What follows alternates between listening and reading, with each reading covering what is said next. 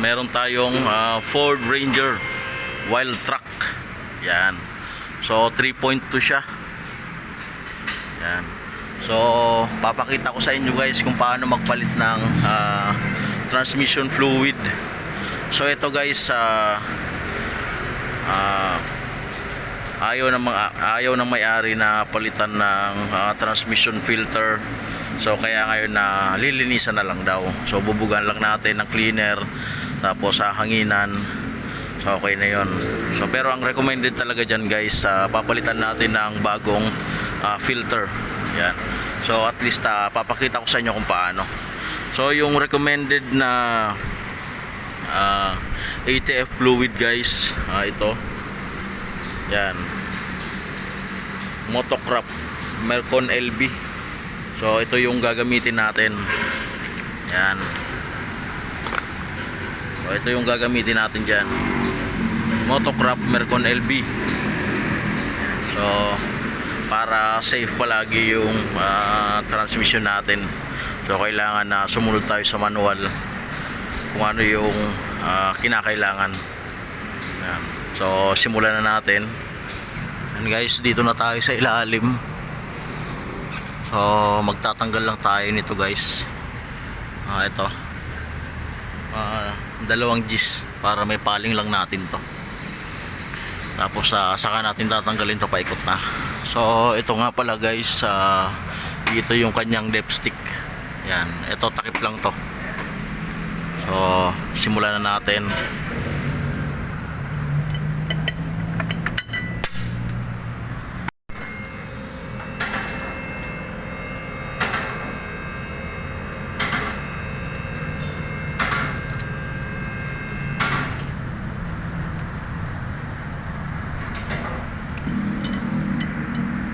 Guys, so natanggal na. May papaling lang natin yan dyan. So pwede naman tanggalin natin dito yan. Kasi nakaano lang yan. May rubber lang naman yan dito.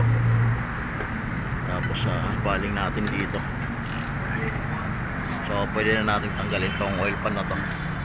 So napakaraming 8 yan guys.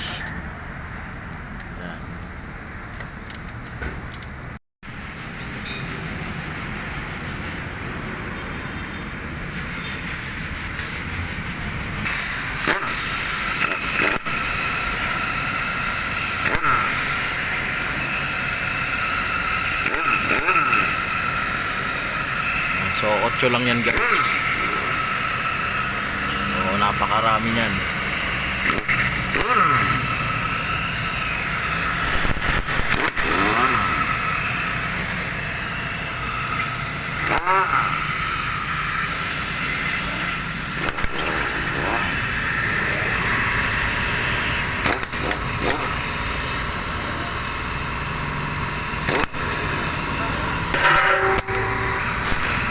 Guys, tumatagas na siya, napakaitim ng fluid niya.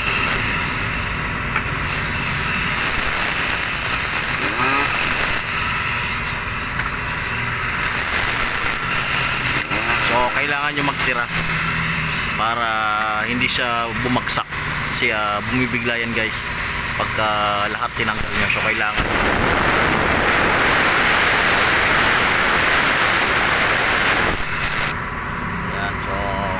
tapon muna natin guys yung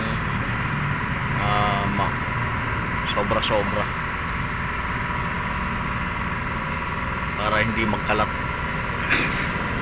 So merong gasket dyan dito guys, i-reseal na lang natin yan.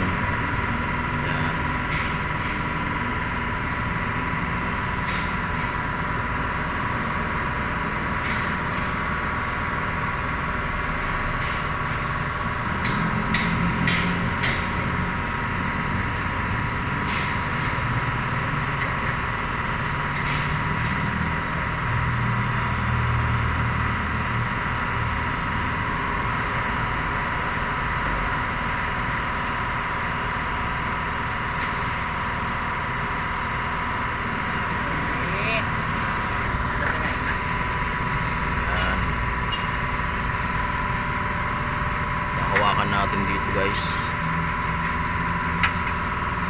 para habang tinatanggal dun sa kabila.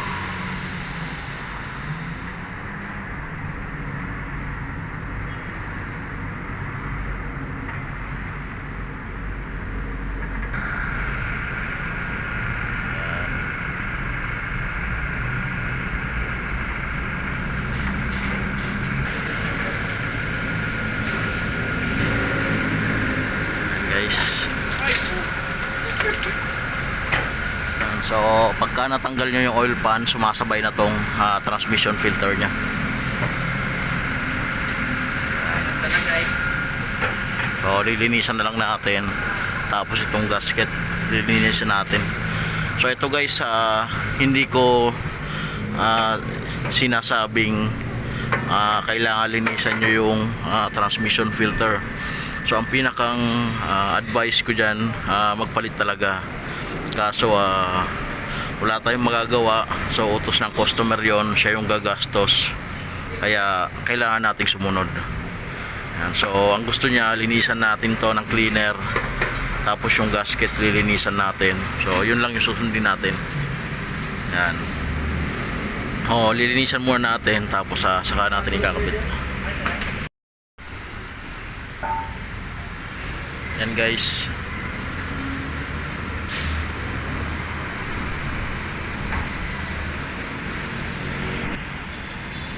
Yan. So brake cleaner yan guys. Yan yung panlinis natin. So pagkatapos hahanginan natin yung loob para matuyo. So ito talaga kailangan nyo talaga magpalit dahil papel lang yung nandito sa loob niyan. Hindi siya katulad ng mga lata na naka strainer. So yun, mga pwedeng linisan yun. Ito pwede rin naman guys, kaso hindi siya 100% na malilinis. Yan. So kasi ayaw ng customer palitan. So yun, wala tayong magagawa. So sasakyan niya yan, kaya siya yung magdidesisyon.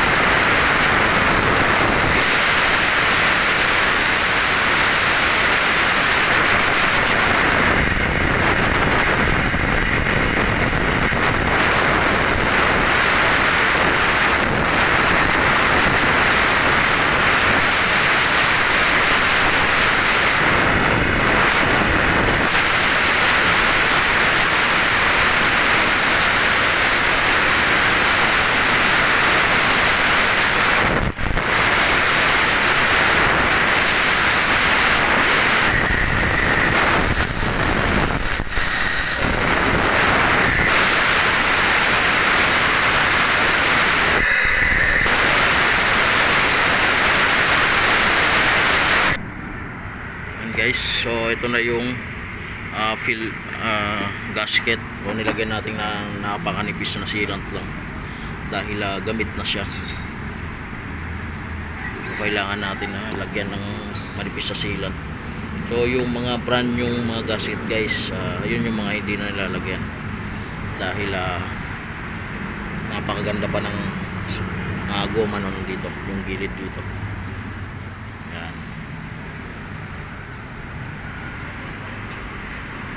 Tapos ito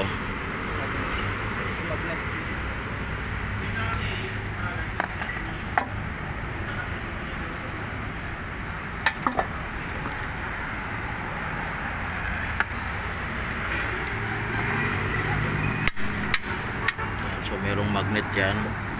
Ito naman guys, dito yan. So lalagyan lang natin ng langis dito para pagka sinalpak natin hindi sumala itong goma. Yan guys, so kailangan napakalinis ang paglalapatan niya para maganda, hindi siya tumagas. So inuulit ko guys, so ipinapakita ko lang kung paano magpalit ng transmission fluid, tapos kung paano baklas ng filter. So yung pinaka-advice ko talaga dito, palitan natin ng bagong filter. Yan. So pinapakita ko lang guys kung paano gawin. Yan. So sa mga basher natin, huwag kayong mag-isip na tinotolerate ko yung ganitong gawa. So dahil nakadepende naman niya sa may-ari ng sasakyan kung ano yung gusto niya. So wala naman tayong magagawa kung ano naman yung gustuin niya. So sa kanya namang sasakyan yon. So kahit ipagpilitan natin na kailangan palitan. So tapos yung may-ari ayaw talaga dahil walang budget. So yun yung susundin natin. Yan guys, isasaksak ko lang dito. Yan.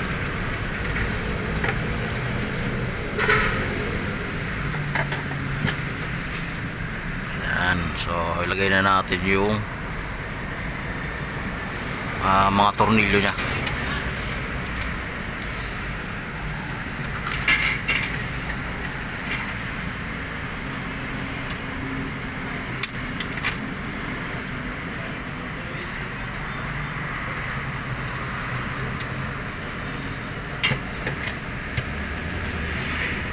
So ilalagay natin tapos saka natin higpitan.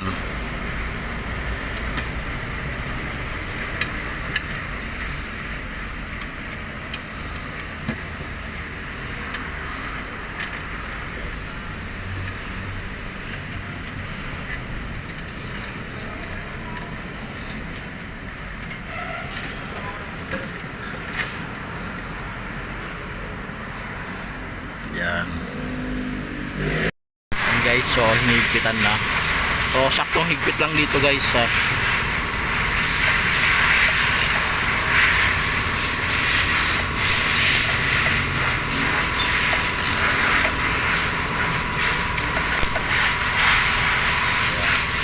aluminum lang kasi to. So kailangan na saktong higpit lang para hindi siya malustred.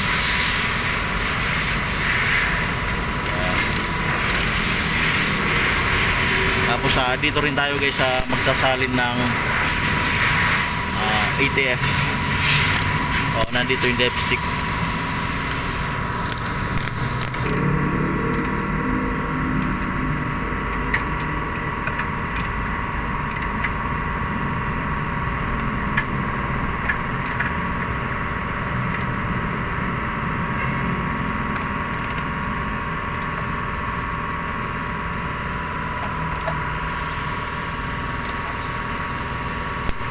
Yan. So ikakabit na lang natin to guys, itong cambio nya. So yung cambio nya guys.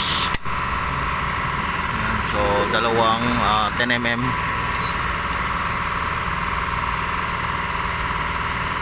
Tapos ito guys sinasalpak lang naman to dito. Yan, ganyan lang.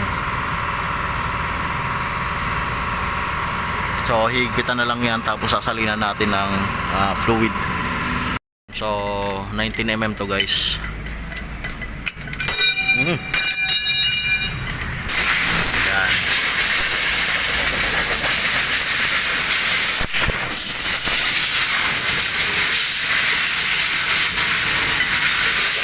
So nandito na yung dipstick nya.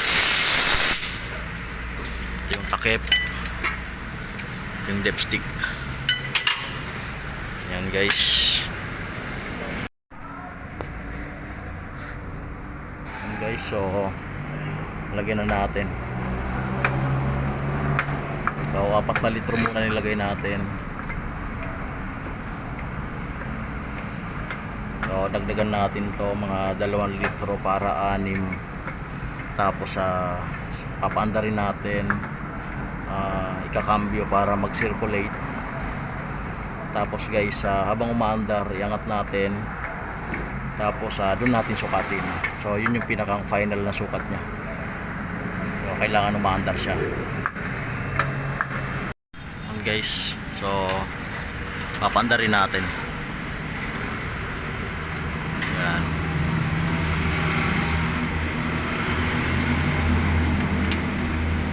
Takpan muna natin yan. Yan. So pandarin natin guys. Yan guys, dito na tayo sa loob.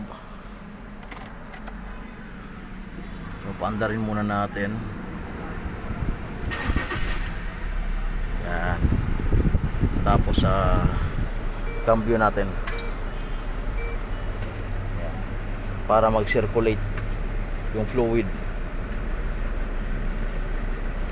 Kailangan kinakambyo to.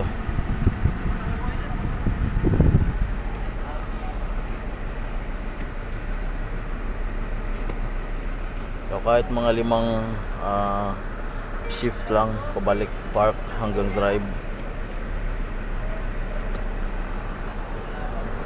Ayan. So okay na yon. Saka natin sukatin habang umanda rin guys, iangat ko guys. So habang umaandar, sukatin natin. So kung makikita nyo, walang tagas yan.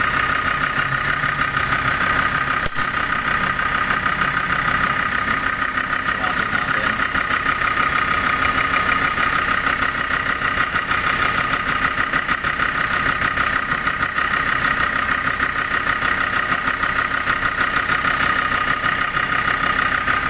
Guys, kung makikita nyo, kulang pa siya.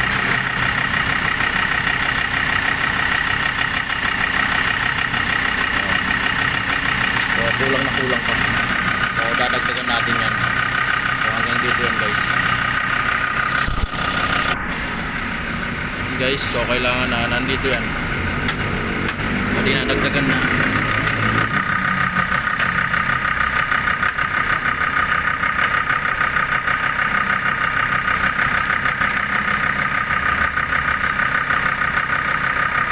Sukatin natin.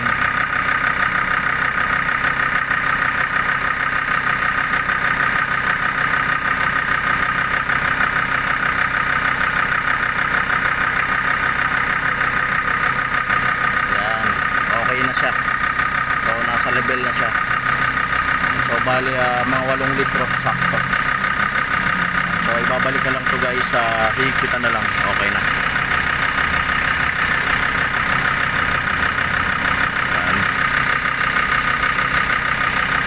Yung takip, huwag niyong kalimutan.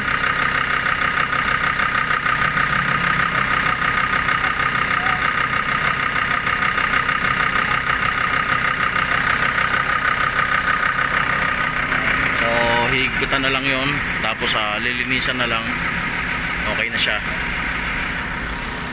So ayun guys, like and subscribe to my channel para malaman nyo kung paano gumawa ng ganito. So uulitin ko pa guys, kailangan talaga natin magpalit ng bagong filter tapos gasket. So ito sinunod lang natin may-ari dahil yun yung kagustuhan niya. Salamat.